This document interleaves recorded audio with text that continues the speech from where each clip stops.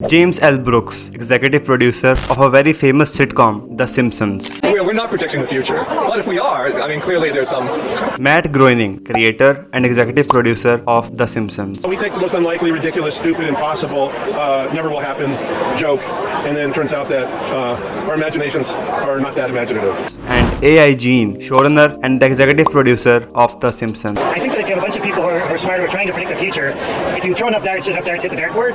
इन तीनों के जवाब सुन के आपको भी यही लग रहा होगा कि ये कहना चाहते हैं कि जो कुछ 30 सालों में प्रेडिक्ट हुआ वो सब एक कोइंसिडेंस था। चलिए अब थोड़ी गहराई में जाके बात करते हैं कुछ ऐसे इवेंट्स के बारे में जिनकी प्रेडिक्शन ऑलरेडी ही सिम्पसन्स में हो चुकी थी। फिर आप डिसाइड कीजिएगा कि क्या वाकई ही ये सब कोइंसिडेंस था या सब कुछ प्लान था। So let's dive into our today's video whose topic is the Simpsons conspiracy, how he accurately predicted the future. दोस्तों, द सिम्पसन्स 1989 में स्टार्ट किया गया एक अमेरिकन एनिमेटेड सिटकॉम है जिसके टोटल 34 सीजन्स हैं जो कि 750 एपिसोड्स में डिवाइडेड हैं। आप में से जरूर कुछ लोग सोच रहे होंगे कि सिटकॉम क्या होता है। According to Wikipedia, a sitcom is a genre of comedy centered on a fixed set of characters who mostly carry over from episode to episode. आसान अल्फाज में अगर हम सिटकॉम और कॉमेडी ड्रामा को डिफरेंशिएट करें तो सिटकॉम टेलीविजन पे कॉमेडी शो करने की एक ऐसी टाइप है जिसकी एक एपिसोड की लेंथ अराउंड 30 मिनट्स तक होती है, जबकि कॉमेडी ड्रामा की एक एपिसोड की लेंथ अराउंड 60 मिनट्स तक होती है। इसके अलावा सिटकॉम्स मोस्टली एपिसोडिक होते हैं, यानी इनकी एक सीरियलाइज्ड स्टोरी लाइन नहीं होती और आप कोई भी एपिसोड किसी भी ऑर्डर में देख सकते हैं। एपिसोड 12 बेशक पहले देख लें और एपिसोड बाद में। जबकि कॉमेडी ड्रामास मोस्टली सीरियलाइज होते हैं, यानी आपको स्टोरी लाइन को समझने के लिए ऑर्डर में एपिसोड्स देखनी पड़ती हैं। एपिसोड 1 पहले, then episode 2, 3 and so on.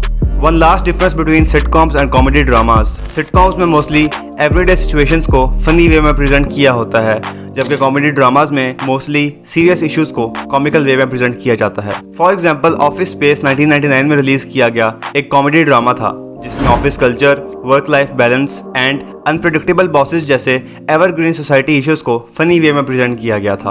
On the other hand, friends 1994 से 2004 तक दिखाया जाने वाला एक फेमस अमेरिकन सिटकॉम था जो कि 6 दोस्तों के ग्रुप के अराउंड रिवॉल्व करता था और love, marriage, divorce, childrens, heart breaks, fights, new jobs और जॉब लॉसेस जैसे एवरीडे लाइफ एक्सपीरियंसेस को इस सिटकॉम में ऐसे प्रेजेंट किया गया था कि व्यूअर्स हर सिचुएशन को अपने साथ रिलेट कर सकें। And now friends, hope so आप सिटकॉम और कॉमेडी ड्रामा के डिफरेंस को समझ गए होंगे।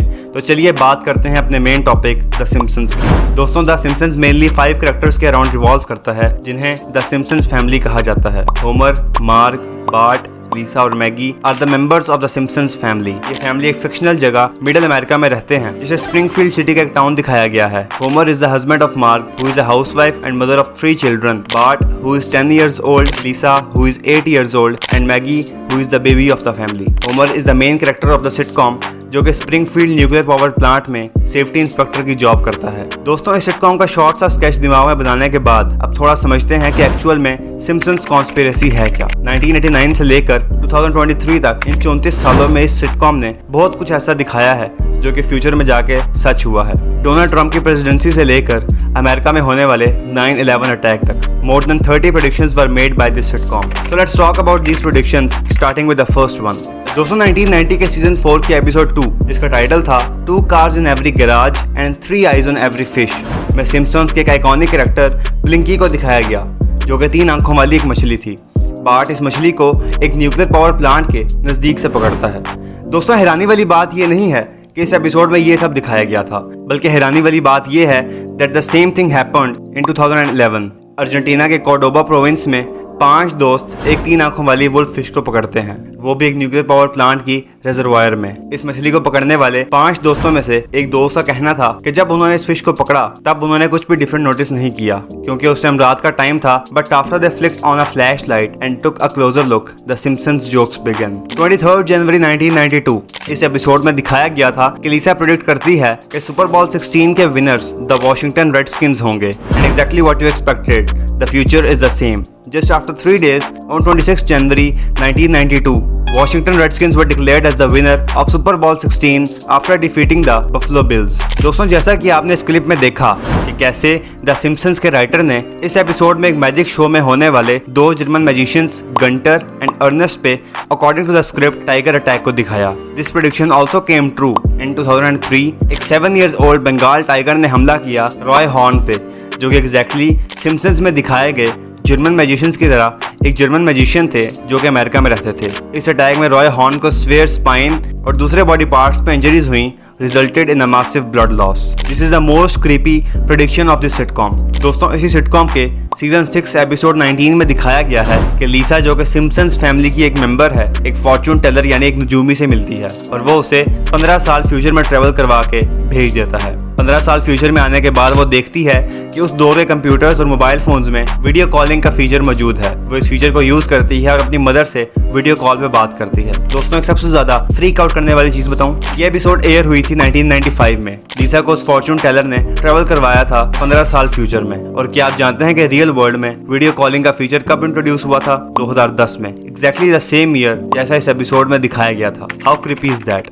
सेम एपिसोड में लीसा के फियांसे को भी दिखाया गया, जो कि ऑब्वियसली एक एनिमेटेड कैरेक्टर था। But one thing which is not obvious is her fiance using a smart watch to make a call. 1995 की इस एपिसोड में स्मार्ट वॉच से भी फोन कॉल करने का फीचर भी ऑलरेडी ही दिखा दिया गया था। और आज सैमसंग, एप्पल और गूगल जैसी बड़ी और छोटी कंपनीज जो कि स्मार्ट वॉचेस मैन्युफैक्चर कर रही हैं, उनमें फोन कॉलिंग जैसे फीचर्स भी आते हैं। बट एक सवाल अभी भी वहीं का वहीं है, 1995 की इस एपिसोड में कैसे सब ऑलरेडी ही दिखा दिया गया विदाउट नोइंग द फ्यूचर? दोस्तों, इस पिक्चर को गौर से देखें। ये पिक्चर 1997 के सीजन 9 एपिसोड 1 से ली गई है और बहुत सी बड़ी बड़ी news agencies like the Irish times and New York post के अलावा विकिपीडिया ने भी इस पिक्चर को मेंशन करते हुए बिजार और स्ट्रेंज जैसे वर्ड्स अपने आर्टिकल्स में लिखे हैं।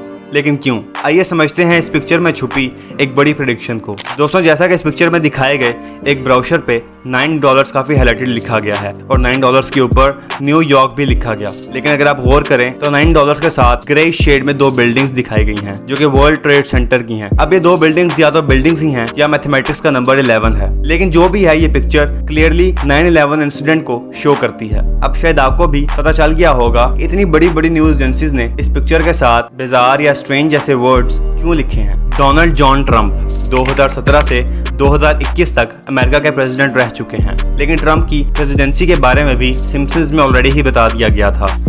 We've inherited quite a budget crunch from President Trump. दोस्तों, इसके जवाब में सिम्पसन्स के एग्जीक्यूटिव प्रोड्यूसर का ये कहना था, Remember those light-hearted days? Remember that was just funny? दोस्तों, फीफा ऑफिशियल्स के रश होने से लेकर नासा के एक रैंडम पर्सन को स्पेस में सेंड करने तक काफी कुछ द सिम्पसन्स में ऑलरेडी ही प्रेडिक्ट किया जा चुका था। अगर आप मजीद प्रेडिक्शंस के बारे में जानना चाहते हैं तो कमेंट सेक्शन में अपनी राय से जरूर आगाह कीजिएगा। आज की इस वीडियो को इस उम्मीद के साथ यहीं खत्म करते हैं कि आपको ये वीडियो जरूर पसंद आई होगी। अगर आपको ये वीडियो पसंद आई हो तो वीडियो को लाइक करके चैनल को सब्सक्राइब जरूर कीजिएगा। आपसे इंशाल्लाह एक और नई वीडियो में मुलाकात होगी। अंटिल देन, टेक केयर, अल्लाह हाफिज।